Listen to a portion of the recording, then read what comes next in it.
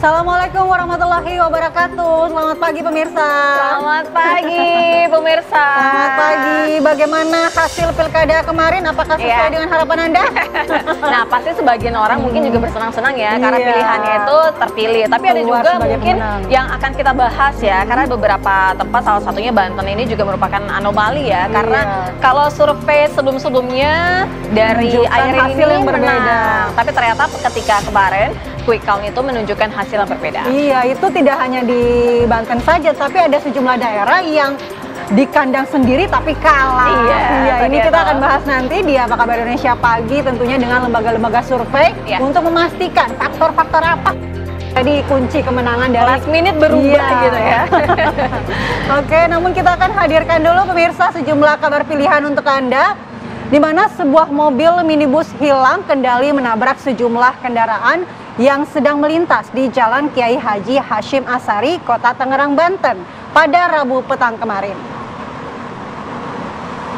Pemirsa, yang Anda saksikan merupakan rekaman kamera pengawas yang ada di sekitar lokasi saat sebuah mobil minibus ini melaju kencang menabrak belakang mobil pick up hingga terguling dan terhenti setelah menghantam tembok dan juga menyebabkan kerusakan pada kendaraan roda 2 dan roda 4 yang terparkir. Tiba-tiba mobil hilang kendali, diperkirakan karena pedal gas ini tersangkut hingga menabrak kendaraan lainnya. Diduga sopir minibus ini mengemudikan kendaraannya setelah menjalani operasi pada kaki yang menyebabkan dirinya ini hilang keseimbangan saat berkendara. Akibat kejadian ini, 2 pengendara sepeda motor mengalami luka yang cukup serius, sementara 2 sepeda motor milik korban diamankan petugas.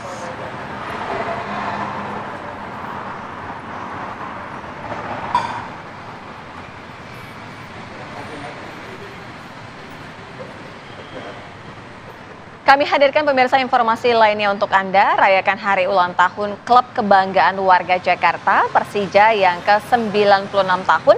Ribuan supporter Persija The Jackmania dari Jabodetabek Kamis dini hari tadi tumpah ruah di Bundaran Hotel Indonesia Jakarta. Ya, sejak Rabu malam para supporter Jackmania ini terus berdatangan dari Jakarta dan sejumlah kota penyangga dengan membawa beragam atribut. Dan tepat pada pukul 00 waktu Indonesia Barat Kamis dini hari, mereka langsung menyanyikan lagu ulang tahun untuk Persija Jakarta.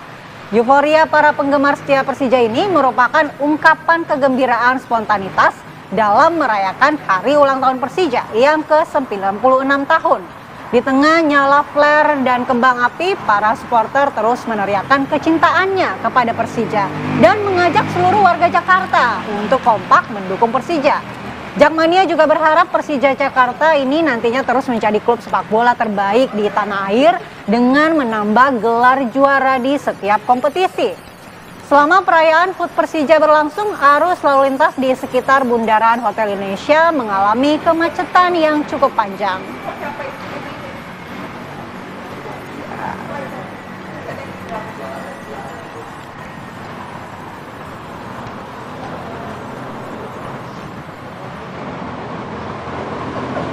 Ya pemirsa, 2 masa pendukung pasangan calon bupati dan wakil bupati di Jeneponto, Sulawesi Selatan terlibat bentrok. Diduga karena kedua masa pendukung yang saling mengklaim kemenangan ini menggelar pawai di jalanan. Pemirsa, 2 pendukung pasangan calon bupati dan calon wakil bupati Jeneponto di Pilkada Kabupaten Jeneponto 2024 ini terlibat bentrok yang terjadi di Jalan Poros Jeneponto, Bantaeng, tepatnya di Kelurahan Palenggu, Kecamatan Bangkala, Jeneponto, Sulawesi Selatan tadi malam. Bentrokan pecah setelah kedua kelompok massa yang masing-masing ini mengklaim kemenangan hasil hitung cepat bertemu di jalan raya dan juga saling ejek saat menggelar pawai. Keributan tidak berlanjut setelah kepolisian resort Jeneponto yang dibantu personel Brimob melerai massa. Tidak ada korban luka, namun sejumlah kendaraan baik itu kendaraan kelompok massa maupun kendaraan pengguna jalan juga mengalami kerusakan.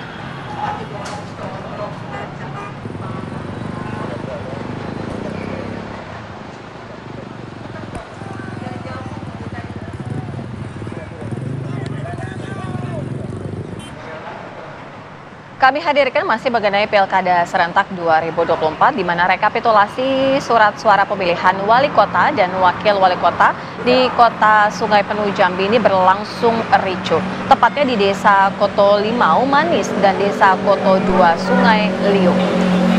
Oknum dari salah satu pasangan calon wali kota dan wakil wali kota Sungai Penuh melakukan aksi protes dan menerobos ke dalam tempat pemungutan suara, serta berusaha merebut kotak suara dan merusak kotak suara tersebut hingga surat suara berserakan di lantai ruangan. Aparat gabungan yang mengamankan proses rekapitulasi suara di lokasi langsung mengevakuasi kelompok orang yang melakukan protes dan merusak kotak suara tersebut. Kericuhan ini terjadi saat rekapitulasi surat suara sedang berlangsung dan diduga paslon yang dijagokan kalah saat penghitungan suara.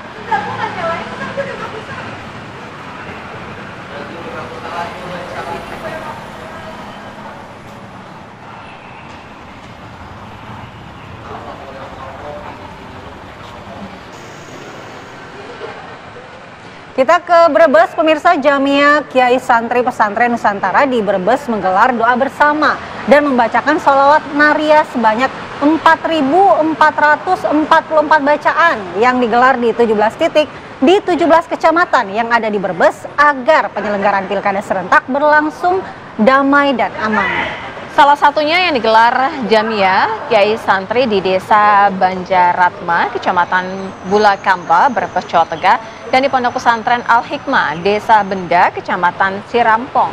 Dengan khusyuk, peserta ini sholawat Nariyah membaca dengan menghitung bacaan menggunakan biji jagung. Jamiah ini berharap penyelenggaraan Pilkada di Brebes, baik itu pemilihan bupati maupun pemilihan gubernur yang digelar ini bisa berjalan dengan aman dan juga damai tanpa adanya konflik.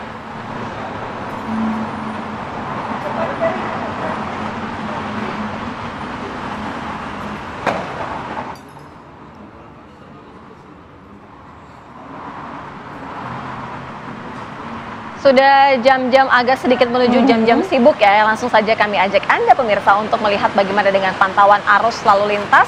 Ada rekan dari NTMC, Bribtu Yasinta, silakan.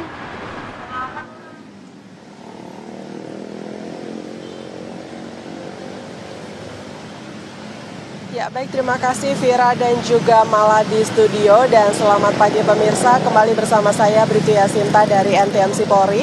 Kali ini saya akan mengajak Anda untuk memantau langsung bagaimana kawasan Simpang Kalibata, Jakarta Selatan. Bisa kita saksikan bersama saat ini di belakang saya.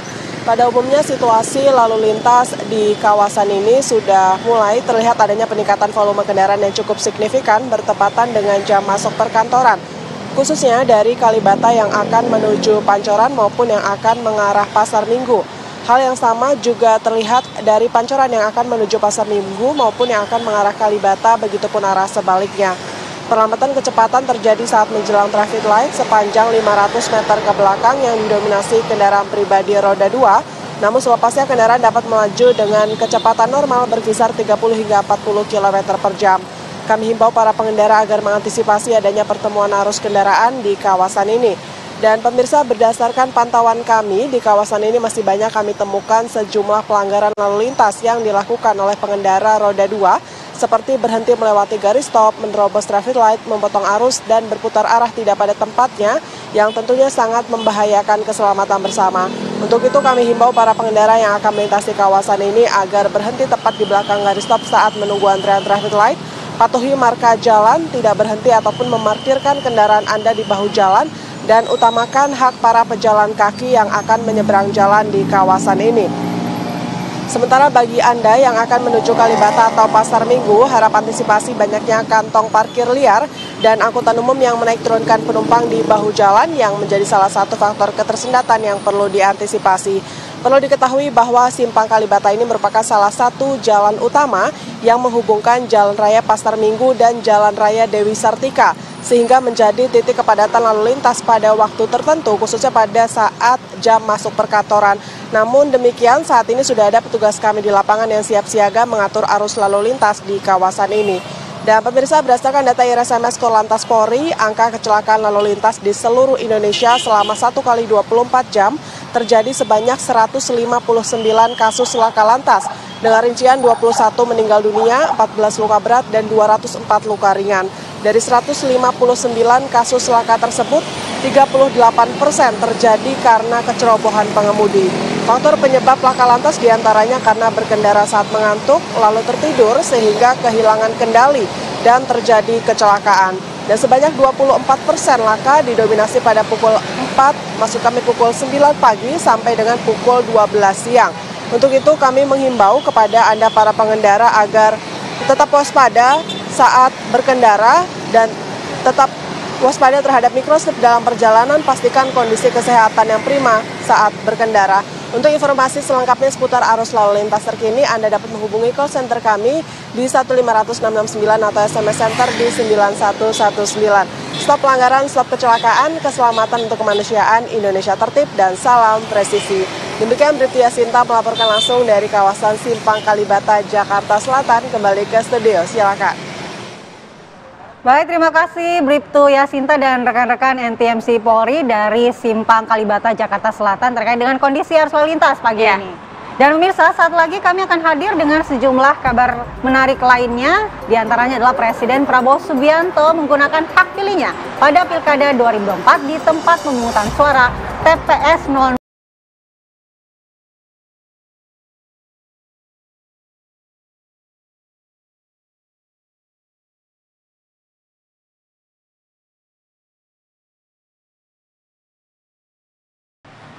Terima kasih Anda masih bersama kami di Apa Kabar Indonesia Pagi. Kita melihat lagi ya bagaimana dengan kemarin itu 3 calon gubernur Jakarta ini sudah menggunakan hak pilihnya. Iya. Masing-masing menggunakan hak pilih di wilayah atau di kediaman masing-masing ya. Kita akan lihat informasinya di mana hanya calon gubernur Jakarta nomor 1 Ridwan Kamil yang menggunakan hak pilihnya di Bandung, Jawa Barat.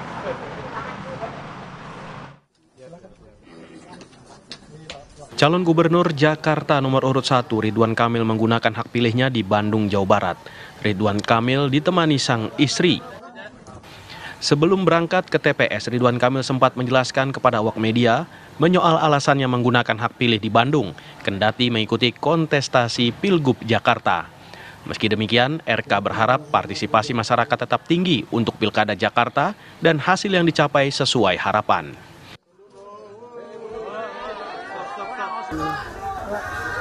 Calon Gubernur Jakarta nomor urut 2, Dharma Pongrekun, melakukan pencoblosan Pilkada Jakarta 2024 di TPS 31 Lebak Bulus, Cilandak, Jakarta Selatan.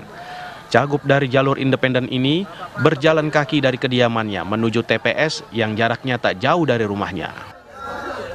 Usai menggunakan hak pilihnya, Dharma mengaku percaya diri dan menyerahkan seluruh hasil pilkada kepada Tuhan apapun hasilnya. Calon Gubernur Jakarta nomor urut 3 Pramono Anung memberikan hak suaranya di TPS 046 kawasan Cipete, Selatan Cilandak, Jakarta Selatan. Pramono mencoblos ditemani istri dan anaknya. Pramono dan keluarga berjalan kaki dari kediaman ke TPS yang berjarak sekitar 350 meter. Sebelum masuk TPS, Pramono menyempatkan diri untuk berinteraksi dengan warga sekitar. Usai mencoblos, Pramono berharap situasi Pilgub yang aman dan kondusif bisa terus terjaga. Tim TV One mengabarkan.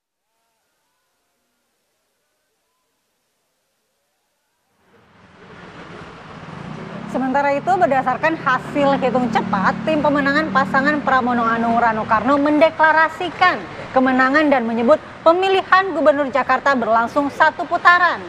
Ya, calon gubernur Jakarta lainnya yaitu Ridwan Kamil menunggu hasil resmi KPU untuk memastikan Pilkada Jakarta ini berlangsung 2 putaran.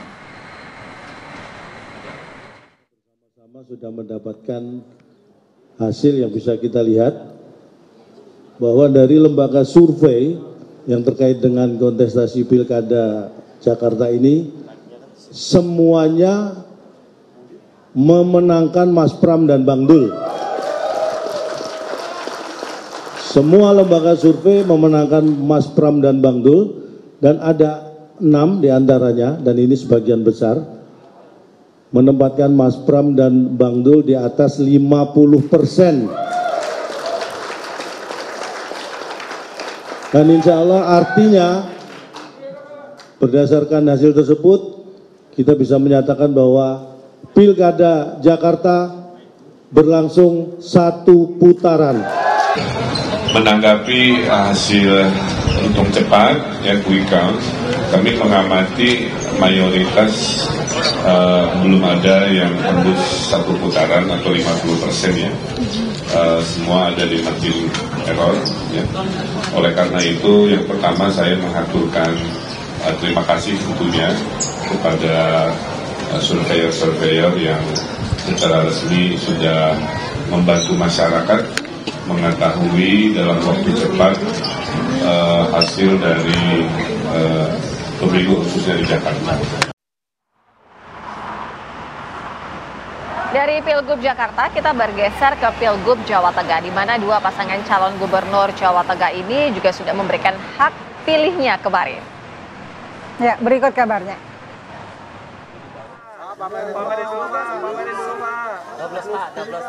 Calon Gubernur Jawa Tengah nomor urut 1 Andika Perkasa menggunakan hak pilihnya di TPS 3 Lempong Sari, Semarang, Jawa Tengah. Paslon nomor urut 1 Pilkada Jawa Tengah ini bersama wakilnya menggunakan hak pilih mereka di tempat yang sama. Usai menyoblos, pasangan ini tidak melakukan pemantauan secara khusus agar tidak mengganggu jalannya pemungutan suara berlangsung.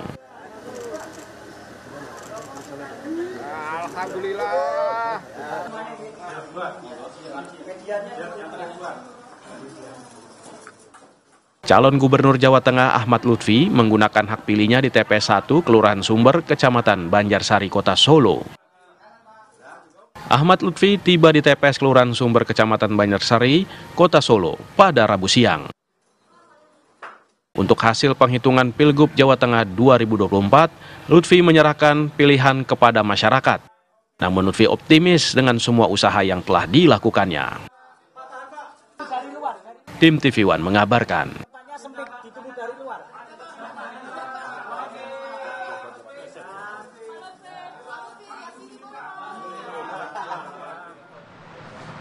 Ya, dan pemirsa, saat lagi kami akan hadirkan informasi terkait banjir yang terjadi di mana ketinggiannya mencapai 4 meter. Ini kalau kita lihat tadi merendam ratusan rumah dan juga puluhan kendaraan terjebak di Kecamatan Patumbak, Kabupaten.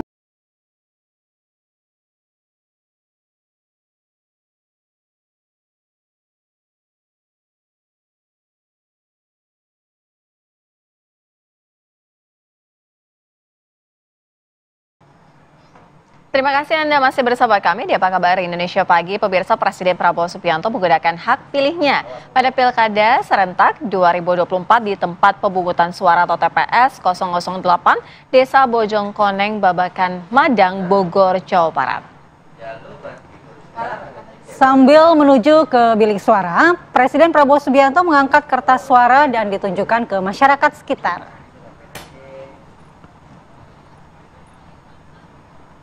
Kertas suara tersebut mencantumkan calon bupati dan wakil bupati Kabupaten Bogor yang terdiri dari 2 pasangan calon.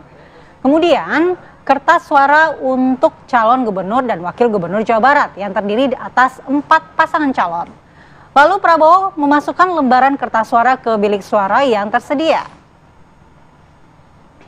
Yang menarik, setelah memberikan hak pilih, Prabowo bercengkrama dan menyapa warga di Bojongkoneng.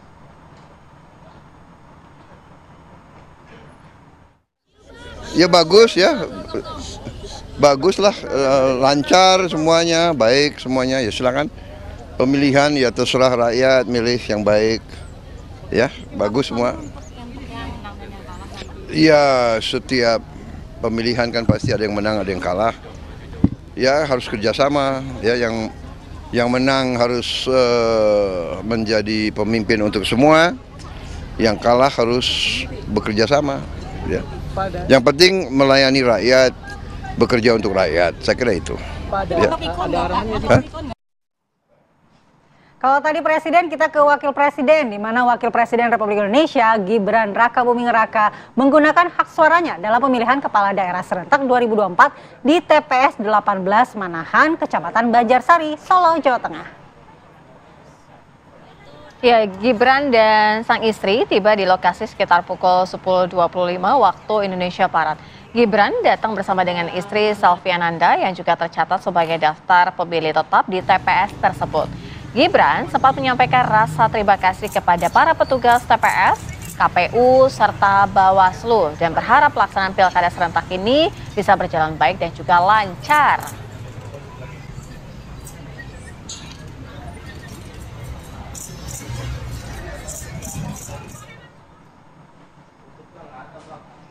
Pemirsa, Presiden ke-7 Republik Indonesia Joko Widodo dan Ibu Iriana menggunakan hak pilihnya untuk Pilkada Jawa Tengah di tempat pemungutan suara 12 Solo. Jokowi dan Iriana tiba di TPS 12 yang berada di Kelurahan Sumber, Banjarsari, Solo, Jawa Tengah pada pukul 10 pagi. Dari daftar pemilih tetap TPS 12 Sumber, Jokowi mendapatkan nomor urut 217, sedangkan Ibu Iriana nomor urut 199. Jokowi juga mengajak cucunya Jan Etes ke TPS. Dalam pilkada ini, Presiden ke-7 Joko Widodo memilih wali kota dan wakil wali kota Surakarta, serta gubernur dan wakil gubernur Jawa Tengah. Jokowi berpesan siapapun yang menang dalam pilkada serentak untuk tidak jemawa dan yang kalah bisa menerima hasilnya.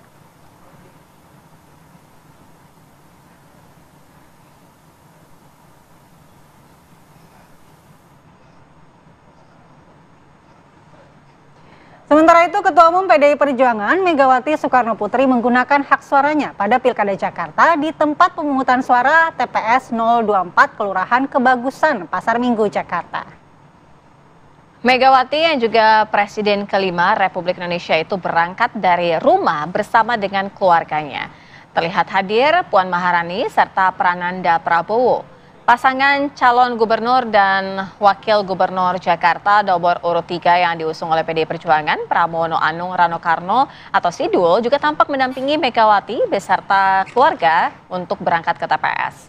Sejumlah elit PDI Perjuangan juga ikut mengantarkan Megawati ke TPS, diantaranya Sekretaris Jenderal PDI Perjuangan Hasto Kristianto dan Ketua DPP Roni Talapesi.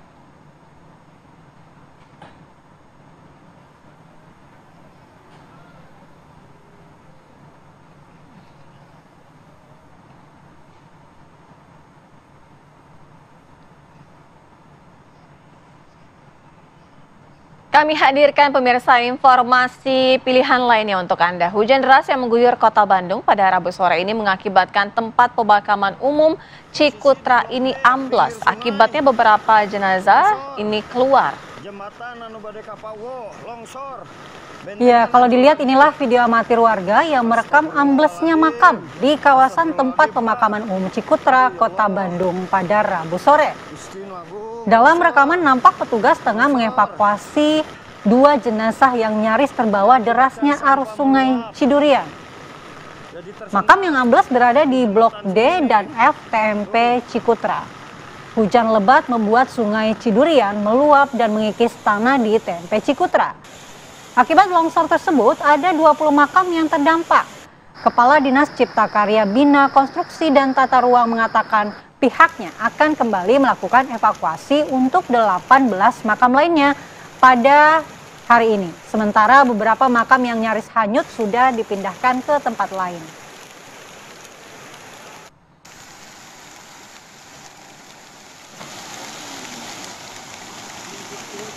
Longsor. Di Deli Serdang, ratusan rumah di Kabupaten Deli Serdang, Sumatera Utara terendam banjir. Ketinggian air di beberapa lokasi berkisar 50 cm hingga 1 meter. Curah hujan yang cukup tinggi di wilayah Deli Serdang, Sumatera Utara dalam beberapa hari ini mengakibatkan Kabupaten Deli Serdang hingga saat ini dikepung banjir. Berdasarkan data sementara dari pihak BPBD Kabupaten Deli Serdang, hingga saat ini diperkirakan ribuan rumah warga ini terendam banjir yang menyebar di 6 kecamatan. Seperti di Kecamatan Tanjung Morawa, Batangkuis, Patumbak, Sunggala, Hamparan Perak, dan Labuan Deli. Dari pantauan lokasi banjir di Desa Dalu, 10 Kecamatan Tanjung Morawa, dan Desa Sena, Kecamatan Batangkuis, Sejak Rabu dini hari ini, warga sudah mulai mengungsi ke lokasi yang lebih aman lagi. Hanya selang beberapa jam saja, ketinggian air yang merendam rumah warga di 2 kecamatan itu diperkirakan mencapai 50 cm hingga 1 meter. Banjir juga merendam jalan arteri dan juga jalan Sultan Serdang yang menghubungkan kota Medan menuju Bandara Kuala Namu.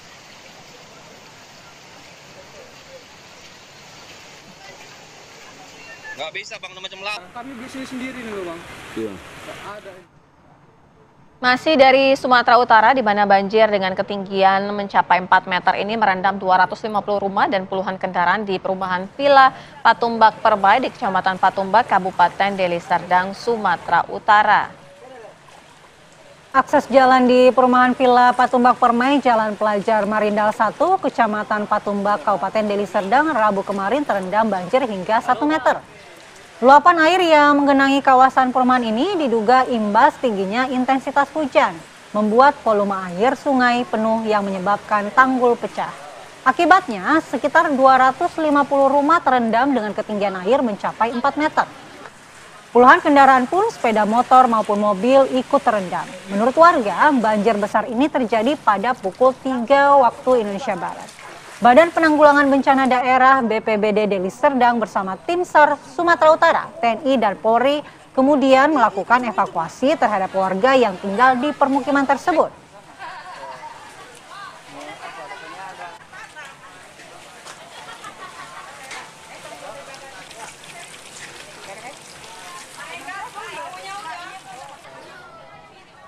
Ya, kalau kita lihat banjirnya cukup parah ya, sampai mobil-mobil terendam dan seperti itu terjebak di banjir. Kita akan mengupdate bagaimana kondisi terkini di sana. Sudah ada rekan kita Nofri Afandi. Selamat pagi Nofri, bagaimana kondisi terkini banjir di Medan, Sumatera Utara, Nofri?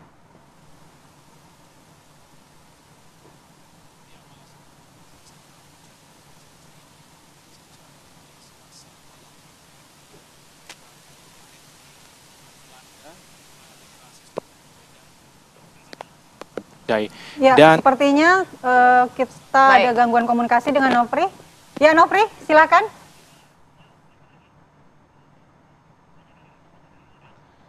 Ya, pemirsa, ini merupakan bencana banjir yang melanda Deli Serdang, Sumatera Utara, di mana villa ini juga merupakan salah satu lokasi yang sangat-sangat terdampak banjir yang cukup parah. Kalau Anda saksikan beberapa informasi kami sebelumnya, memang banjir ini merendam permukiman warga yang sangat-sangat masif ya. Iya, sampai mencapai 4 meter informasinya. Iya. Kemudian kalau kita lihat ini sudah mulai surut namun menyisakan lumpur yang dibawa oleh banjir. Kita akan mengupdate kondisi terkini di sana. Nofri, apakah sudah bisa mendengar suara kami? Silakan Nofri.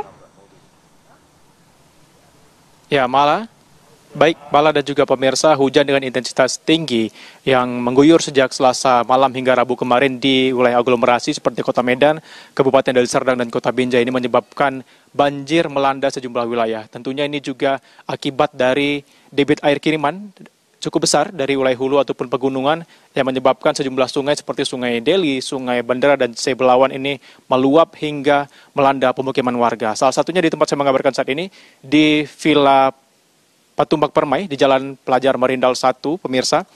Ini bisa kita lihat di Kecamatan Patumbak, Kabupaten Deli Serdang ini, lumpur saat ini cukup tinggi ataupun sisa banjir kemarin ini bisa mencapai 30 cm, pemirsa, sehingga warga yang tinggal di kompleks ini kesulitan untuk kembali ke rumahnya dan membersihkan puing-puing banjir. Kita bisa lihat, pemirsa, di depan saya saat ini ada salah satu rumah yang terdampak.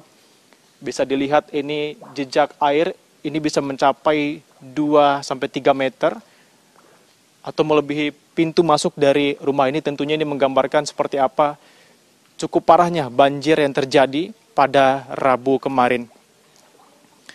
Nah, pemirsa, kita bisa lihat lagi di sini lumpur masih cukup banyak di sekitar kompleks ini. Bahkan ini puluhan kendaraan milik warga yang juga ikut hanyut terbawa aliran air banjir. Seperti diketahui, pemirsa, di sekitar komplek ini ada salah satu sungai dan ini yang menyebabkan air meluap hingga melanda pemukiman warga di kompleks ini. Nah, saya akan coba berbincang pemirsa dengan salah satu pemilik rumah ataupun warga yang tinggal di sini. Sudah ada Bapak Paulus. Pak Paulus, boleh bergabung bersama kami, Pak? Ya. Baik, Pak Paulus, sebelumnya saya turut berduka dengan kejadian ini dan saya ingin bertanya seperti apa kira-kira kronologis awal terjadinya banjir ini, Pak, pada Selasa dan Rabu kemarin ini? Kalau Selasa masih lumayan, seginilah batasnya. Seginilah batasnya, masih bisa kita melarikan diri. Kronologis hari Rabu, pas jam 1:30, istri saya bangunkan saya. Yo bang, nampaknya banjir lagi. Kami larilah bersama. Pas aku di pos, aku panggil lah, yuk. Tinggalkanlah keretaku di pos. Jelang kamu nggak mengantar, ambal sama istri saya ke musola, di perumahan sebelah. Gak sampai 15 menit, mau balik lagi, aku nggak bisa lagi, seginilah airnya. Itulah kronologisnya, memang sungguh luar biasa. Tahun ini sungguh luar biasa. Inilah lumpur semua, baju semua nggak ada lagi bisa dipakai. Semuanya rumah, pintu di tengah sana udah hancur. Semualah surat-surat, buku anak saya yang sekolah nggak ada lagi semuanya. Ini habis semua, laptop semua habis. Dan rumah saya dalamnya sudah ada nggak lagi bisa layak untuk dipakai lagi. Itulah kronologisnya terjebak. Di dari perumahan ini banyak yang terjebak, ada yang masuk genteng, ada yang banyaklah terjebak. Inilah situasi kami sebenarnya lagi pula istri saya kemarin itu lagi hamil. Dia hamil 8 bulan. Ibaratnya nggak tahu lagi lah solusinya itu, nggak tahu lagi lah keadaan istri saya kemarin itu udah dibawanya. Udahlah angkat aja dulu anak kita. Pas bang ambal kami nggak ada di sini, aku bawa ambal. Istri saya lagi hamil lah posisinya. Mungkin bisa disampaikan harapan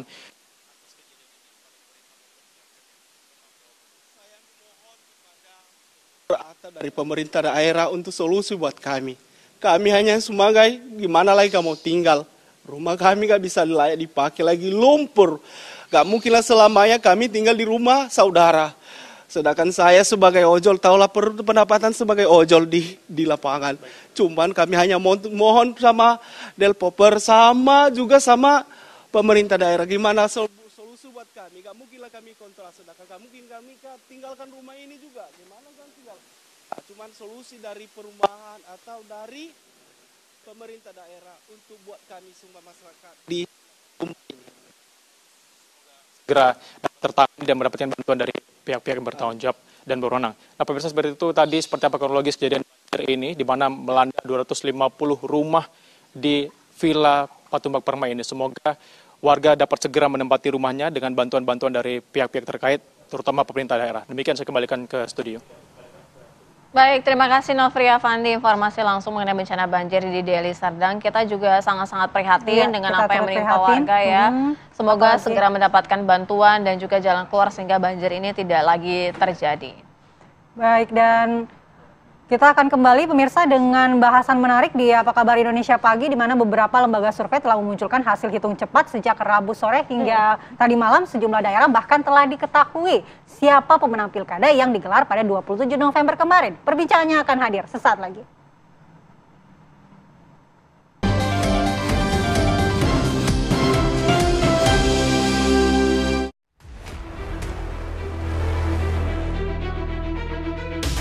Beberapa lembaga survei telah memunculkan hasil hitung cepat atau quick count sejak Rabu sore hingga malam.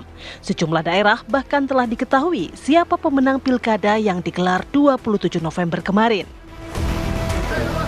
Untuk perolehan suara pasangan calon gubernur dan wakil gubernur Provinsi DKI Jakarta, data quick count di 4 lembaga survei hingga Rabu pukul 8 malam kemarin menunjukkan rata-rata sudah mendekati 100%. Paslon Pramono Rano masih unggul dengan rata-rata perolehan suara mencapai 50%. Sedangkan Paslon RK Suswono berada di urutan kedua dengan rata-rata suara mencapai 39%. Dan Paslon Darmakun rata-rata mencapai 10%. Di Jawa Barat, kemenangan mutlak versi quick count diraih pasangan Deddy Mulyadi Erwan Setiawan dengan suara mencapai 62%. Disusul kemudian pasangan Ahmad Saiku Ilham Habibi sebesar 18%. Acep Ruhiat Gitalis 10% dan JJ Ronald 9%. Sedangkan di Provinsi Jawa Tengah, pasangan nomor urut 2 Ahmad Lutfi Taj Yasin meraih suara 58%. Tampak lebih unggul sementara dari pasangan calon nomor urut 1 Andika Perkasa Hendrar Prihadi yang meraih 41% suara. Untuk Jawa Timur, pasangan calon petahana Hovifah Emil sementara tampak unggul dari 2 paslon lainnya, yakni mencapai 58% suara. Disusul Risma Zahrul 34% dan Luluk Lukman 8%. Keunggulan telak juga tampak dalam Pilkada Sumatera Utara. Pasangan Bobi Surya meraih 62% suara dan rivalnya Edi Hasan 37% suara. Sedangkan di Provinsi Banten, kemenangan tipis antar kedua calon. Andra Dimyati lebih unggul 57% suara dari lawannya Airin Ade yang meraih 42% suara. Tim TV One mengabarkan.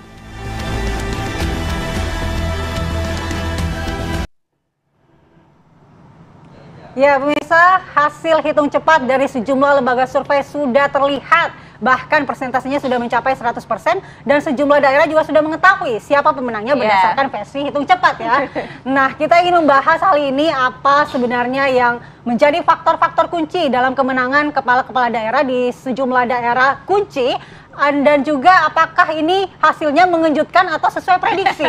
Kita akan membahasnya dengan sejumlah narasumber. Sudah bergabung bersama kami di studio ada Mas Ahmad Hoirul Umam, analis politik Universitas Paramadina Jakarta. Selamat pagi Mas Umam. Kemudian Mas Rido Marpaung dari Data Analytics Binokular. Selamat pagi Mas Rido. Kemudian Mas Duri Amrawi, Direktur Poltreking Indonesia. Selamat pagi. Selamat pagi Mas Duri.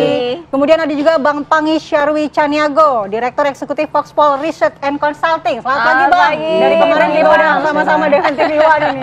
Dan di Zoom kita sudah bergabung bersama dengan Prof. Burhanuddin Muhtadi, Direktur Eksekutif Indikator Politik Indonesia. Selamat pagi Prof. Selamat pagi Prof. Burhan. Pagi Sira.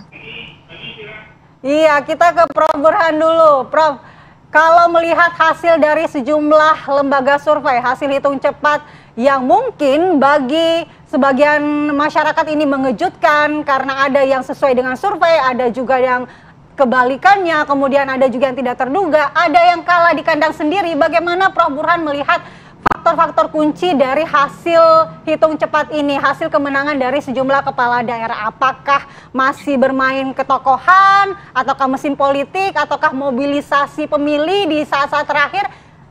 Bagaimana Prof? Ya, jadi hasil quick count Pilkada serentak 2024 yang ditampilkan oleh banyak lembaga itu memotret hasil rekapitulasi suara. Jadi parameternya fix, tidak lagi random. Berbeda dengan survei pra-pemilu. Kalau survei pra-pemilu itu parameternya random, ada banyak parameter yang bisa berubah, termasuk juga opini yang bisa berubah, mobilisasi di ujung oleh kandidat maupun oleh tim lain yang bisa berubah, ataupun sebab-sebab lain yang mengakibatkan survei di ujung sebelum minggu tenang sekalipun itu bisa meleset dibanding dengan hasil quick count, termasuk misalnya elemen partisipasi. Jadi dalam survei itu enumerator yang aktif mendatangi responden, sementara di hari H pemilu itu seharusnya pemilih yang aktif mendatangi TPS. Jadi kalau ada ketimpangan partisipasi antara satu pendukung calon dengan pendukung yang lain, otomatis berbeda antara prediksi survei dengan hasil quick count. Nah, ini misalnya terjadi dalam kasus Banten. Bisa saja pendukung Airin, entah karena sebab apapun, itu kemudian tidak menggunakan hak pilihnya. Sementara pendukung Andra Soni, entah karena mobilisasi atau faktor apapun, itu lebih cenderung datang menggunakan hak pilihnya. Dan itu yang menjelaskan misalnya mengapa banyak lembaga survei yang melakukan survei di ujung sebelum Pilkada Banten itu meleset. Jadi ada banyak faktor yang kira-kira tidak tertangkap oleh survei di ujung, karena survei apapun itu pasti punya keterbatasan, terutama berkaitan dengan waktu yang tidak bisa dilakukan di saat minggu tenang. Nah, itu yang pertama. Yang kedua, itu faktor ketokohan. Tadi disebut ya, ketokohan itu matters. Jadi bukan kendaraan atau sokongan partai. Sokongan partai kan macam-macam, tetapi ada calon yang didukung oleh Kim Plus yang menang di satu tempat, tetapi di tempat lain kalah. Kemudian ada calon artis yang menang, ada calon artis yang kalah. Itu artinya ada variasi. Yang bisa kita simpulkan, variabel itu tidak bersifat determinan. Karena di satu wilayah dia bekerja, di tempat lain tidak. Nah, apa yang bersifat determinan, yang menjelaskan calon kepala daerah unggul? Nah, yang paling determinan adalah dikenalan. Calon tidak mungkin dipilih kalau tidak dikenal. Nah, itu across the board. Semuanya akan cenderung menjelaskan kalau calon popularitasnya rendah, itu hampir pasti kurang. Nah, yang kedua adalah tingkat kedisukaan. Orang yang mengenal itu afeksinya harus positif. Nah, dari semua calon yang diprediksi menang quick count, umumnya tingkat kedikenalan dan kedisukaan tinggi. Dan terakhir, ini lagi-lagi matters, yaitu berkaitan dengan approval rating. Jadi terutama buat calon yang berasal dari petahana. Kalau calon petahana approval ratingnya tinggi, itu memudahkan untuk menang. Tapi kalau calon petahana approval ratingnya buruk, itu akan mudah sekali buat challenger untuk mengalahkannya. Contoh misalnya ya, di Sumatera Utara approval rating Pak Edi Ramayandi di bawah 50%. Di Lampung bahkan hanya 30%, Pak Arinal. Makanya kalah telak dibanding lawannya. Di Kalimantan Timur juga approval rating Pak Isran Nur itu juga kurang bagus. Tetapi di tempat lain ada petahana yang approval ratingnya baik, Hovifa Indar Parawangsa di Jawa Timur, kemudian Sulawesi Selatan kita punya contoh Andi Sudirman Sulaiman dan beberapa tempat lain. Jadi 3 variabel ini yang menjadi kata kunci yang menjelaskan prediksi hasil quick count di banyak tempat. Baik, kalau tadi 3 variabel itu memang sangat-sangat penting ya. Kalau misalnya dari Mas Pangi sendiri melihatnya ketika memang sudah data, sudah 100%, dari Mas Duri juga sudah 100%. Nah, untuk Jakarta dan Banten ini kan sangat-sangat menarik ya, seksi untuk kita bahas juga. Nah, salah satunya kalau misalnya Jakarta, ketokohan. Tapi kalau Banten itu sosok lama itu ternyata tidak berpengaruh ya, ada terjadi anomali gitu, berbeda sekali dengan sebelum survei dan juga pada hasil di luar quick count. prediksi nih Bang. Iya, saya pertama tentu apa yang disampaikan Prof. Burhan juga menarik ya. Memang ada persamaan soal approval rating ya, level confident. Itu memang yang di bawah 50% level confidence-nya itu lapor merah. Itu memang rata-rata banyak yang nggak kepilih kembali gitu. Termasuk ada di di Indramayu ya, beberapa daerah saya baca di. Tapi ketika saya bicara approval ratingnya Sumatera Barat itu sudah 70% ke atas dan memang hari ini hasilnya bonusnya elektabilitas keterpilihannya juga tinggi. Jadi sebenarnya menjadi politisi kepala daerah ini kan sebenarnya kerja 5 tahun ya. Nah, approval rating kepuasan yang tinggi dan yang namanya hasil pemilu ini hanya bonus saja sebenarnya. Nggak perlu dikejar pun ya menang juga kalau dia sudah bekerja 5 tahun itu dengan syarat approval ratingnya juga tinggi gitu. Tapi kalau kemudian yang kedua adalah juga bicara Banten. Banten kenapa menarik? Memang potret ya, mengcapture, zoom out hasil survei dengan quick count kan memang beda. Pertama karena quick count sudah pasti cluster stratified random sampling, mereka 100 sampai 300 TPS, 30 sampai 90 ribu ya. Kalau quick count nasional kan 800 ribu dibagi 400 ya, dibagi 2000 terpilih 400 interval yang diurut dari Sabang sampai Merauke lompatannya. Nah, itu kan sudah memang C1-nya yang diupload. Kemudian itu divalidasi oleh tim kita benar nggak? Kalau nggak benar data C1-nya invalid. Kemudian harus dipastikan sesuai dengan sampling frame TPS terpilih. Jadi kemungkinan margin itu udah hampir nggak memungkinkan lagi. Nah, apa yang terjadi dengan survei? Survei ini complicated, mempelajari perilaku manusia. Bisa berubah gitu di last minute ya? Iya, perilaku undecided, perilaku swing voter, mengayun, bahkan mereka berbohong pun bisa. Misalnya siapa Ibu pilih, itu exit poll kadang-kadang juga begitu. Udah malas saya bohong aja dulu katanya.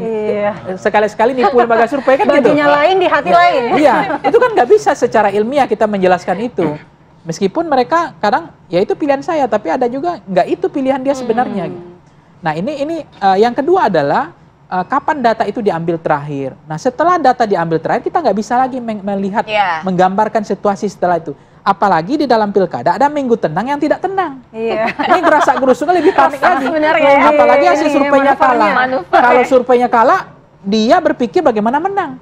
Dan itu berbagai cara mereka lakukan. Mulai dari finishing touch-nya. Ada istilahnya saya sampaikan kemarin Guyonasa, gempa, siraman kemudian masih ada ya siraman termasuk mengaktifasi kelompok-kelompok berpengaruh, tokoh-tokoh masyarakat. Kemudian ada tim suksesnya langsung lagi ditambah lagi endorse dan seterusnya. Jadi itu waktunya juga akan berbeda. Itu saya sampaikan. Kita survei sekarang nih Mbak, tapi belum ada canvassing. Kita survei setelah ada canvassing itu beda juga. Nah kemudian ada juga persoalan limitasi waktu tadi, persoalan yang tidak mudah juga kita membaca di survei ini adalah isu yang berkembang. Sebelumnya nggak ada isu janda, tiba-tiba ada isu janda, itu kan juga akan mempengaruhi. Nah, kemudian tiba-tiba muncul resistensi di menit-menit terakhir ya. Sentimen negatif Nah itu nanti Mas Rido akan menjelaskan ya bagaimana tuh permainan ataupun percakapan di dalam media sosial ya. Kita lanjutkan nanti ya. Kita lanjutkan nanti ya. Usai jeda kami segera kembali dengan pembahasan yang jauh lebih menarik lagi. Jangan kemana-mana, tetaplah di Apa Kabar Indonesia Pagi.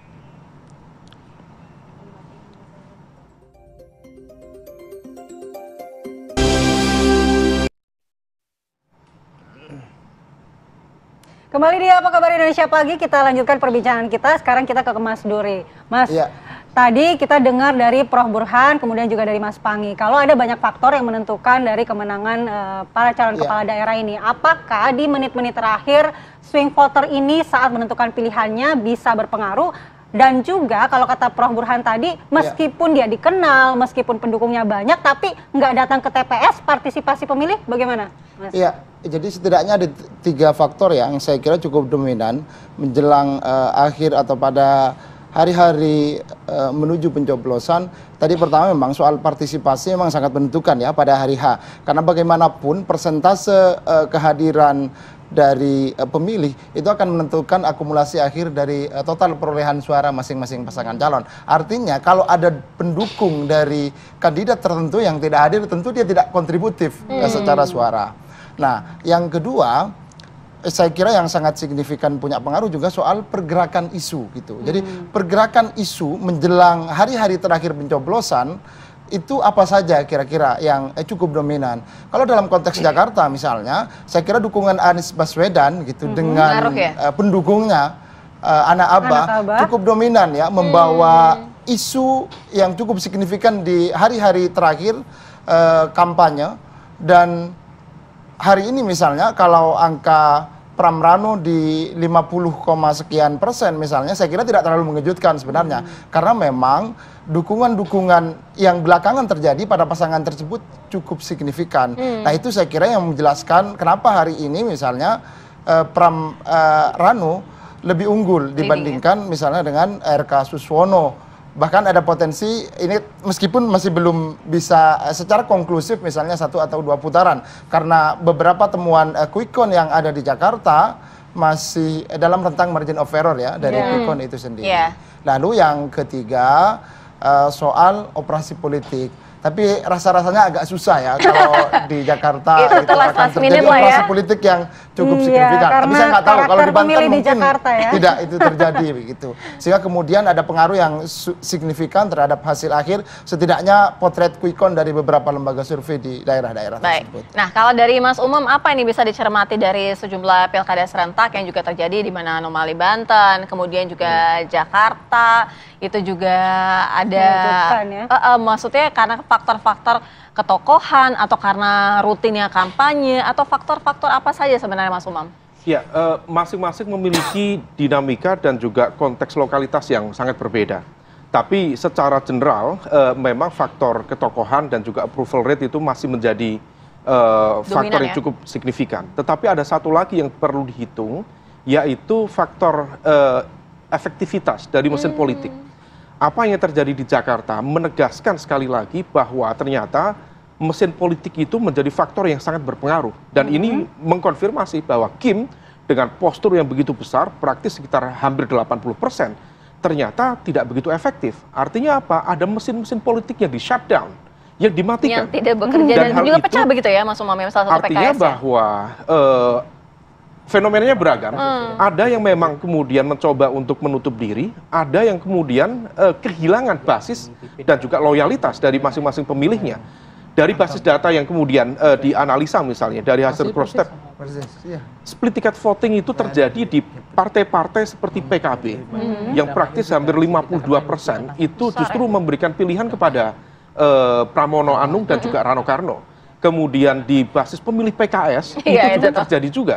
Dan kemudian di Nasdem sendiri terasa begitu terbuka untuk tidak memberikan dukungan secara all out, at all cost kepada Ridwan Kamil dan juga Suswono.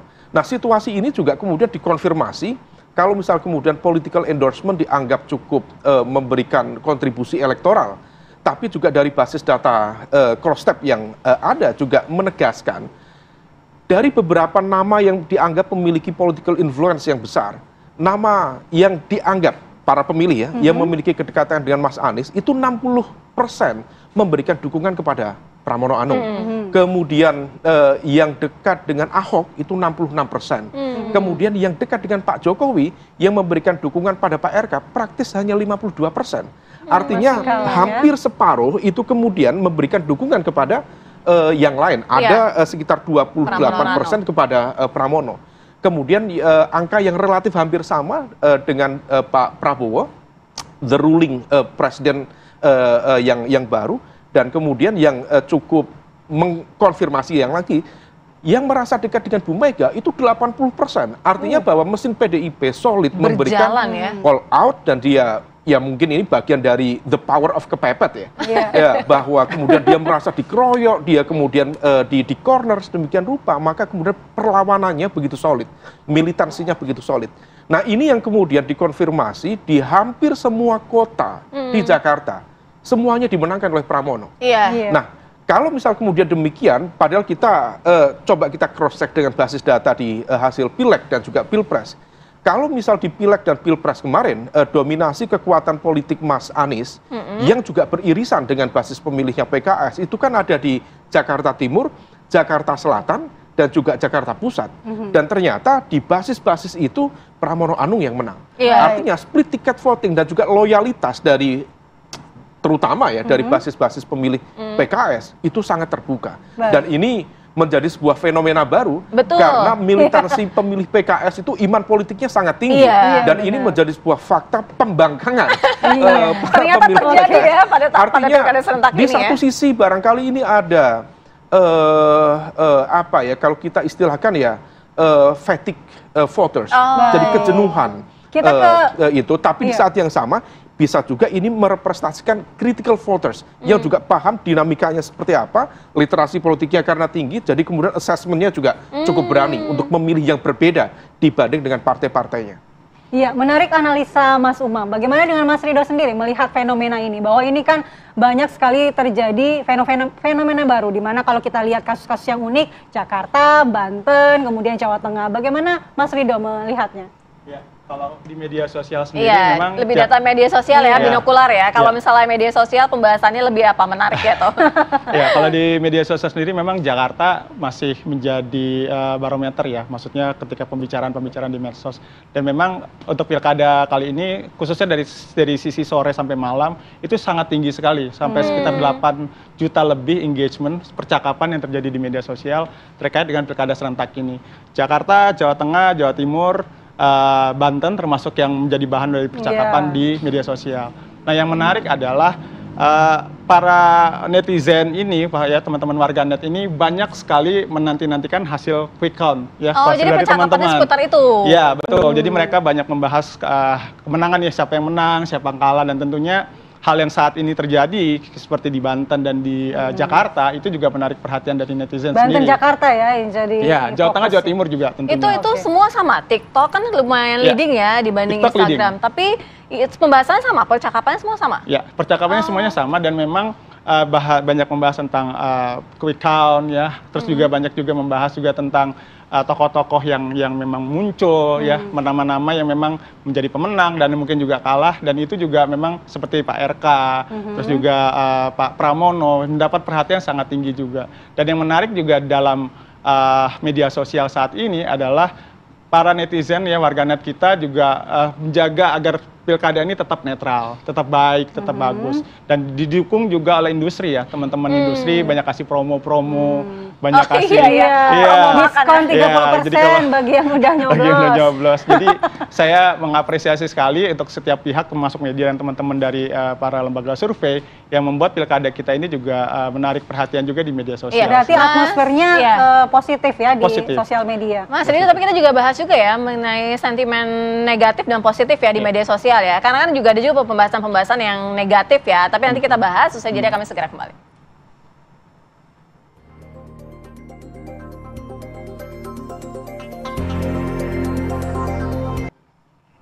Sebelum kita melanjutkan dialog dengan sejumlah narasumber di studio dan juga dari daring, kita terlebih dahulu menyapa rekan kami, ada Zinedine Duhan yang akan mengabarkan informasi terbaru dari KPU Jakarta. Silakan, Duhan. Ya, Sira Mala dan juga pemirsa, benar sekali bahwa KPU DKI Jakarta ini sudah mulai melakukan atau menggelar rekapitulasi dari suara pemilu hasil pencoblosan kemarin pada tanggal 27 November 2024. Tepatnya nantinya ini proses rekapitulasi akan dilakukan secara berjenjang untuk 6 hari ke depan, tepatnya hingga tanggal 3 Desember 2024. Ini nanti akan dilakukan di tingkat kecamatan, yang mana jika kami gambarkan situasi saat ini di gedung KPUD DKI Jakarta memang terpantau sepi dikarenakan juga proses rekapitulasi ini akan dilakukan di kecamatan masing-masing, sehingga nantinya akan dilakukan secara berjenjang dari kecamatan masuk ke kabupaten kota, lalu rekapitulasi di tingkat provinsi seperti itu. Adapun timeline-nya Sira dan juga pemirsa, ini di tanggal 28 November hingga tanggal 6 tanggal 3 Desember maksud kami nantinya akan diberi waktu untuk dilakukan rekapitulasi di tingkat kecamatan, lalu dilanjut juga pada tanggal 5 hingga 7 Desember ini untuk rekapitulasi di tingkat kabupaten kota, dan dilanjut untuk tanggal 9 hingga 11 Desember ini direkapitulasi untuk tingkat provinsi. Dan juga untuk hasilnya paling lama KPU DKI Jakarta ini akan mengumumkan hasil resmi perhitungan suara di Pilkada Jakarta 2024 ini pada tanggal 16 Desember 2024 paling lama, dan diharapkan juga memang KPU DKI Jakarta sendiri dapat berharap hasil dapat keluar lebih cepat dikarenakan juga kemarin pada proses pencoblosan ini tidak terkendala cuaca. Memang ada beberapa daerah yang terkendala cuaca, namun overall ini masih lancar, sehingga juga proses penghitungan di masing-masing TPS hingga pengiriman surat C1 ini dapat berjalan dengan lancar. Meskipun jika kita lihat hasil dari hitung cepat atau quick count ini untuk Jakarta sendiri, pasangan calon gubernur dan wakil gubernur nomor urut 3 Pramono Anung dan juga Rano Karno ini unggul di atas dua paslon lainnya, yaitu Ridwan Kamil dan juga Dharma Pongrekon dan Kun Wardana. Yaitu jika kita melihat pada beberapa lembaga survei, yaitu jika di indikator ini dilihat Pramono Rano unggul 49%, di atas Ridwan Kamil dengan 39,67 dan juga Dharma Pongrekun dengan 10,62%. Namun di beberapa lembaga survei lainnya juga menyebutkan bahwa Pramono Rano ini unggul di atas 50%, salah satunya dari Carta Politika yang menyebutkan bahwa Pramono Rano ini unggul dengan angka 50,05% di atas Ridwan Kamil 39,35 dan Dharma Kun 10,6, maupun juga hal yang sama ini tertulis juga di SMRC yaitu 50,85 untuk Pramono Rano dan juga untuk Ridwan Kamil 39,08 dan Dharma Kun yaitu 10,7%. Namun hasil quick count tentunya bukan hasil yang resmi. Hasil yang resmi nanti akan dikeluarkan langsung melalui rekapitulasi berjenjang oleh KPUD DKI Jakarta. Meskipun demikian juga tim pemenangan dari Pramono Anung dan juga Rano Karno percaya bahwa hasil dari quick count ini tidak akan terlalu jauh berbeda dengan hasil yang aslinya, yang mana juga masih percaya diri bahwa Pramono Rano ini unggul di Pilkada Jakarta 2024. Kami masih akan terus memantau bagaimana nanti jalannya proses rekapitulasi berjenjang yang dilakukan oleh KPUD DKI Jakarta hingga nantinya akan diumumkan hasil resmi dari Pilkada Jakarta 2024 paling lama 16 Desember 2024. Untuk sementara itu saya kembalikan ke studio. Baik, terima kasih Zinedine Duhan informasi langsung dari KPU Jakarta. Kita lanjutkan dialog. Kalau Mas Rido melihatnya pembahasan sentimen positif dan negatif yang terjadi di media sosial, baik itu TikTok, X, dan juga Instagram itu apa saja? Ya, untuk pembahasan positif di media itu banyak media sosial ya, banyak hal yang masyarakat menyoroti itu tentang tokoh-tokoh juga, tokoh-tokoh yang menggunakan suaranya, diantaranya ada Pak Jokowi, Pak Gibran, Pak Anies, ya jadi termasuk mereka banyak memberikan komentar, banyak juga membahas hal tersebut. Lalu juga seperti saya kemukakan tadi juga banyak promo-promo dari makanan minuman industri ya, bagi yang nyoblos gitu akan ada promo-promonya. Lalu juga hasil quick count itu jadi pembahasan juga di Jakarta, di Jawa Tengah, Banten. Jadi masyarakat banyak membahas hal tersebut. Jakarta menyala diantaranya banyak mendapatkan sorotan. Itu yang hal-hal yang positif. Nah, untuk yang negatif memang ada masyarakat ya, warganet menyoroti tentang dugaan-dugaan kecurangan-kecurangan. Seperti misalnya ada yang surat suaranya sudah tercoblos, lalu juga ada dugaan money politics. Itu ada terjadi di beberapa daerah. Lalu juga banjir di Sumatera Utara ya, di Medan dan di Nias, itu juga banyak mendapat sorotan di Sumatera Utara, maksud saya di Medan. Itu banyak mendapat sorotan. Lalu juga statement dari Ibu Megawati yang kemarin menyoroti tentang Pilkada Jawa Tengah. Beliau menyayangkan adanya pejabat-pejabat yang terlibat dalam yang diduga terlibat dalam kemenangan salah satu paslon di Pilgub Jawa Tengah. Itu banyak mendapat sorotan negatif. Kita ke Prof. Burhan. Prof. Burhan menanggapi tanggapan masyarakat melalui sosial media. Ada yang positif, ada yang negatif. Positifnya adalah mereka melihat tokoh-tokoh nasional juga ikut berpartisipasi dalam pilkada kali ini, kemudian juga ketokohannya, kemudian juga ada yang terakhir adalah tanggapan dari Ibu Megawati Soekarno Putri bahwa di Jawa Tengah itu ada terjadi pejabat-pejabat yang ikut berkampanye. Bagaimana Mas Burhan melihat ini? Ya, pertama kalau misalnya statement Ibu Mega itu disertai bukti yang kuat, terutama berkaitan dengan keterlibatan aparat maupun pejabat yang seharusnya imparsial, maka itu bisa dijadikan sebagai bukti ya, atau dalih untuk mengajukan gugatan materi ke MK. Jadi ini bagian dari hak yang disediakan buat siapapun yang merasa tidak puas dengan hasil pemilu ya. Meskipun kita tahu ini baru berdasarkan quick count, tentu harus menunggu hitung resmi secara manual yang dilakukan oleh KPUD, tetapi setidaknya siapapun berhak untuk mengajukan ketidakpuasan untuk kemudian diuji konstitusionalitasnya di MK. Dan jangan lupa, memang pilkada sekarang meskipun secara umum berlangsung damai, tidak ada kejadian luar biasa, dan ini pilkada serentak pertama kali di lebih 500 wilayah, mungkin salah satu perhelatan pilkada atau pemilu lokal terbesar di dunia. Tapi lagi-lagi di atas sukses penyelenggaraan administrasi elektoral masih banyak catatan kan, berkaitan dengan selain yang disampaikan oleh Bu Mega, soal politik uang, soal disinformasi, ya, soal banyak hal yang seharusnya bisa jadi PR kita bersama supaya kualitas pilkada ke depan lebih baik. Jadi saya mengkonfirmasi apa yang berkembang di media sosial, ini bagian dari proses demokrasi yang seharusnya mampu memperbaiki kualitas demokrasi kita. Ya. Kalau dari Mas Umam melihatnya gimana, Mas? Iya, secara umum memang ini menjadi sebuah catatan ya. Bagaimanapun juga kita apresiasi bahwa proses pilkada berjalan lancar, dan ini adalah pilkada yang terbesar dalam sejarah rezim desentralisasi di Indonesia, 545 daerah. Tetapi kemudian praktis per pagi ini tidak ada satu gejolak yang signifikan terkait dengan gesekan, mobilisasi massa, dan parohialisme dan sebagainya. Tetapi di saat yang sama kita juga perlu merenungkan secara kritis apakah memang situasi yang stabil ini memang didasarkan pada satu basis literasi politik masyarakat yang juga memadai, ataukah sebenarnya memang ada sebuah instrumen kekuatan yang kemudian termanfaatkan secara politik seperti yang tadi disampaikan Bu Mega misalnya.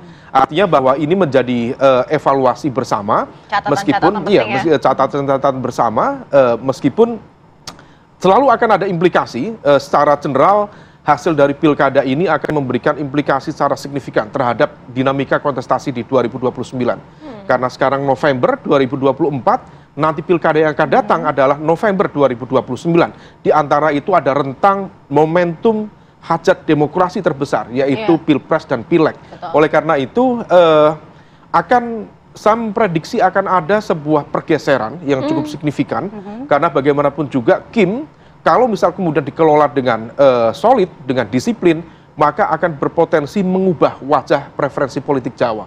Karena dari beberapa wilayah-wilayah kunci yang selama ini menjadi basis kekuatan PDIP ada mengalami pergeseran. Dan pergeserannya itu tentu diantisipasi oleh teman-teman PDIP. Jatim dimenangkan Kim, Jawa Tengah, kandang banteng yang sangat tradisional juga dimenangkan Kim. Bahkan PDIP kehilangan 9 ya di pilkada dari 28 sebelumnya, dari 35 kabupaten kota sekarang hanya tinggal 19 dari 35 kabupaten kota. Kemudian unpredictably Banten ternyata juga betul-betul dikuasai oleh Kim. Kemudian Jawa Barat memang basisnya seperti itu. Artinya Jawa sendiri itu memberikan kontribusi praktis sekitar 150 juta penduduk. Dan itu akan memberikan ruang yang cukup colorful menentukan dalam konteks dinamika di 2029. Oleh karena itu hasil dari pilkada ini akan memberikan dampak yang signifikan di dinamika politik nasional. Tapi satu lagi, saya ingin berharap pilkada ini bukan sekedar pilkada saja. Kita harus pikirkan bagaimana kemudian didorong pemerintahan lokal itu bisa menghadirkan tata kelola pemerintahan lokal yang baik, local good governance. Karena praktis inovasi kebijakan, transparansi, akuntabilitas relatif masih terbatas. Banyak pilkada, banyak pemerintah-pemerintah daerah itu yang masih ngatung saja pada DAU, DAK dari pemerintah pusat, tapi inovasi kebijakan yang bisa menghasilkan economic powerhouse di tingkat lokal itu belum banyak tergarap. Nah, ini yang kemudian harus menjadi perhatian. Kita berharap sinergi antara pemerintah pusat, nasional juga semakin kuat, karena ini sama-sama baru ini. Yang pusat baru, yang daerah 545 baru. Mereka butuh konsolidasi, mereka butuh adaptasi. Kalau saya prediksi praktis mereka baru bisa kerja optimal itu di awal 2026. Dari 2025 adaptasi, nata sini, nata sana, nanti belum sharing kepentingan dan lain sebagainya. Jadi ini harus diantisipasi, tapi kita berharap ada percepatan ke depan. Baik, Mas Umam, nanti kita akan lempar lagi analisa Mas Umam dan juga Prof Burhan ke lembaga survei. Namun kita harus jeda terlebih dahulu. Kita akan kembali saat lagi.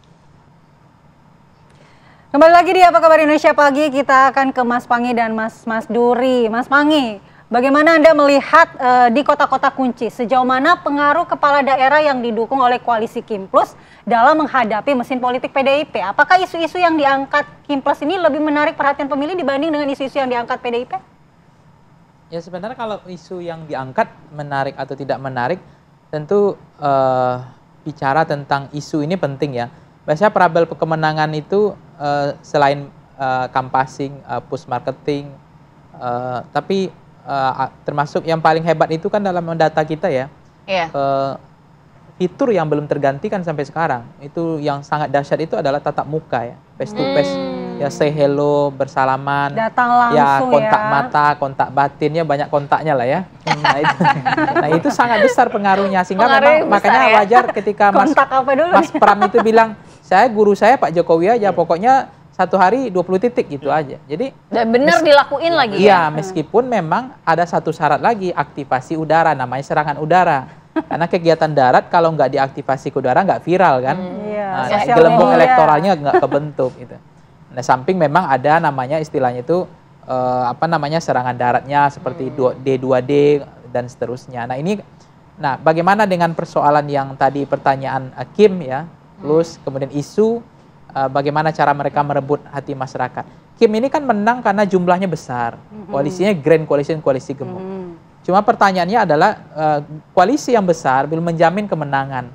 Karena tadi saya bilang faktor pengusung, partai pengusung itu masih angka 13-15%. Sementara personalisasi kandidat atau figur itu sampai angka 60-80%. Masih leading banget ya kalau figur itu. Iya, kalau diuji alasan frekuensi masyarakat memutuskan alasan memilih calon kepala daerah apakah partai pengusung atau figur. Udah clear bahwa itu dominan signifikan figur. Ya. Nah, oleh karena itu kalau kita bicara tentang Kim ya plus, ini juga selain itu ada persoalan partai yang dibilang oleh Bang Umam tadi tidak tegak lurus, split ticket voting tadi. Ya. Jadi misalnya pemilih Gerindra itu tidak ikut terhadap calon kepala daerah yang diusung oleh Gerindra. Pemilih PKS tidak tegak lurus terhadap calon yang diusung oleh partai PKS. Termasuk pemilih PDIP misalnya tidak ikut. Nah, kalau pemilihnya saja nggak masalah, tapi kalau pengurusnya juga nggak ikut kan ini yang repot. Nah, karena saya dengar cerita ada begitu, ada pengurusnya katanya salah satu partai, tapi dia nggak milih calon yang diusung oleh partainya. Ini pengurus partai, jadi ini kan fenomena ini yang dibilang Bang Umam tadi bahwa intensitas split ini meningkat dalam pilkada. Karena apa? Tidak beririsan antara apa yang diinginkan oleh DPP dengan suara grassroots. Sehingga memang itu pentingnya sense of politik. Ketika mengusung calon kepala daerah, kita harus kontemplasi dulu bahwa apakah betul ini adalah suara elit DPP. Ini sama dengan jeroan selera rakyat di bawah. Nah, kalau dari Mas Duri melihatnya, kita bahas Gen Z deh. Gen Z juga suaranya seperti apa nih kalau untuk Jakarta? Karena kan lumayan sangat besar juga Gen Z ini berperan dalam suara gitu, menentukan pilihannya juga. Ya, jadi kalau untuk suara Gen Z, kalau di data exit poll tracking Indonesia, memang terjadi pergeseran yang cukup signifikan ya dari data kita. Di awal memang kecenderungan pemilih di Jakarta pada pasangan RK Suswono itu cukup baik. Kalau kita lihat cara atau model campaign yang dilakukan oleh RK Suswono, secara khusus RK tentu yang digandrungi oleh anak-anak muda, secara khusus lagi-lagi di media sosial memang cukup menarik untuk memantik interaksi ya di media sosial. Tetapi sayangnya di akhir justru atraksi politik yang ditampilkan oleh Pramdul itu sepertinya menggeser itu preferensi pemilih Gen Z kita yang awalnya ada kecenderungan besar pada RK Suswono, tapi belakangan ya bergeser kepada Pram Rano. Nah, ini yang kemudian saya kira menjelaskan bahwa cara kita mengelola isu di media sosial itu juga punya pengaruh yang signifikan terhadap preferensi politik pemilih, apalagi itu terjadi di Jakarta. Oke, nanti kita akan minta tanggapan Mas Rido, karena ini terkait dengan Gen Z yang banyak aktif di sosial media Gen Z. Apakah tanggapannya sama seperti itu? Namun kita harus jeda terlebih dahulu, saat lagi pemirsa.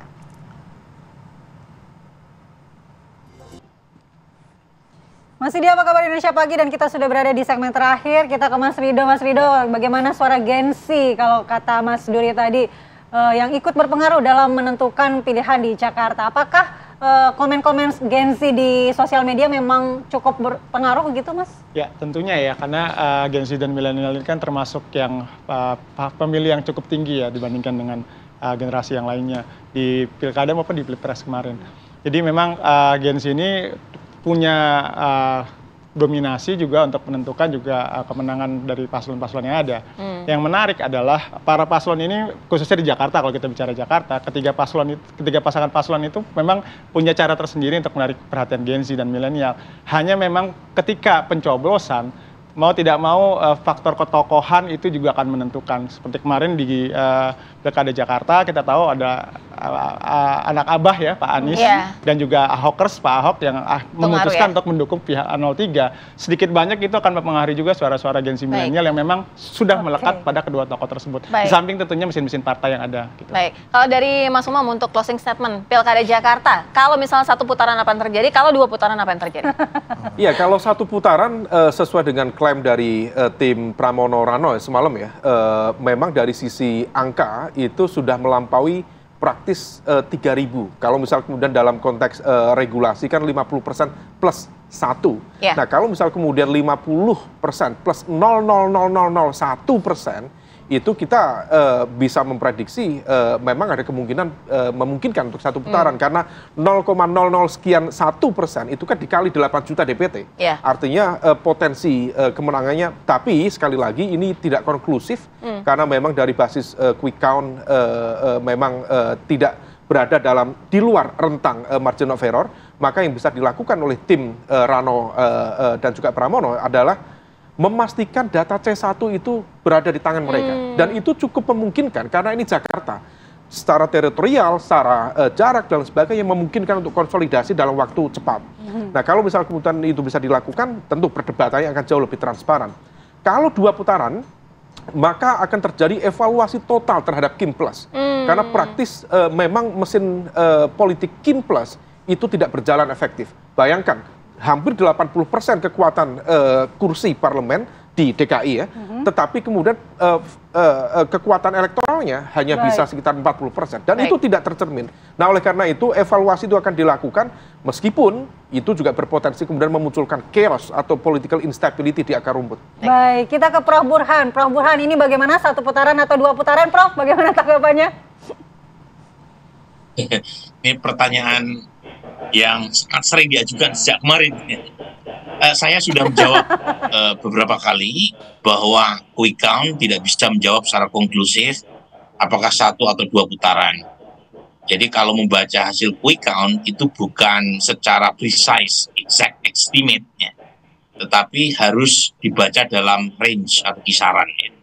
Karena quick count itu punya margin of error 1% plus minus, tergantung estimasi margin of error yang dipatok setiap lembaga. Tapi pasti ada sampling error. Nah, untuk aman secara statistik itu harus 2 kali margin of error. Nah, kita di dalam konteks Jakarta itu semuanya, ya semua lembaga survei yang melakukan quick count di Jakarta itu sudah terjadi konsensus. Sudah ada ijma ulama survei bahwa Pramono Rano Karno itu unggul signifikan dibanding Ridwan Kamil Suswono maupun Darmakut. Udah unggul signifikan. Bedanya signifikan. Terakhir untuk Ridwan Kamil kan sekitar 39 sampai 40%. Bedanya 9 sampai 10%. Yang tidak konklusif adalah karena di Jakarta ada aturan 50% plus 1 untuk menang 1 putaran, suara Pramono itu bisa minus 1% ke bawah, bisa 1% ke atas. Nah, di situ lembaga survei tidak bisa lagi memprediksi apakah 1 putaran atau 2 putaran, tapi bisa memastikan bahwa yang menang adalah Pramono Rano Karno. Baik, terima kasih Prof. Burhan, terima kasih Mas Umam, terima kasih Mas Gil, terima kasih Mas Dri, terima kasih Mas Mangi, terima kasih.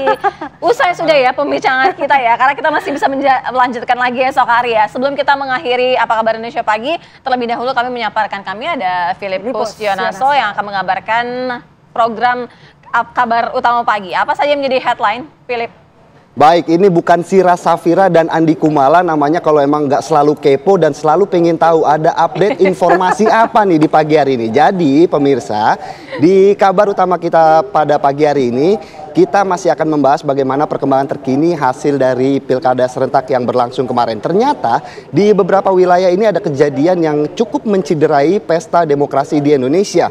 Karena seperti yang terjadi di Jambi ini ada orang tidak dikenal yang kemudian membakar kotak suara dan juga ada beberapa kerusuhan yang terjadi yang melibatkan pendukung para paslon. Sesaat lagi di kabar utama pagi. Kita kembalikan dulu ke Sira dan juga Andi Kumala. Oke, terima kasih Filipus Yonaso. Jangan lupa saksikan Philip dan juga kabar utama pagi di TV One. Saat lagi seusai Apa Kabar Indonesia Pagi. Saya Andi Kumala dan saya